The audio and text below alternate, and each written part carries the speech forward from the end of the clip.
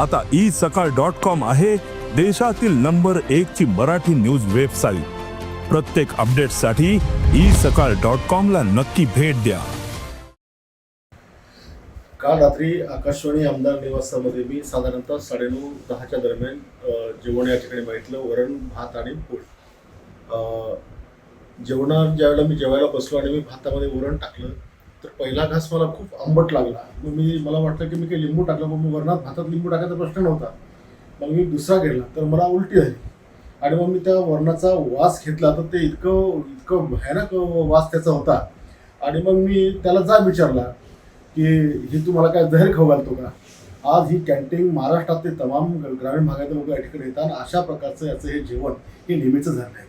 मागे 2 वेळेस याला मी समज दिली, त्याला विनंती केली की तू अशा प्रकारचं जेवण देत नको जाऊ। एका आमदाराला जर हे इतकं विषारी जेवण देतात तर सामान्य ग्रामीण भागातून येणारे कार्यकर्ते किंवा जे कामाचे लोक असतात किंवा अधिकारी असतात त्यांची काय अवस्था असेल।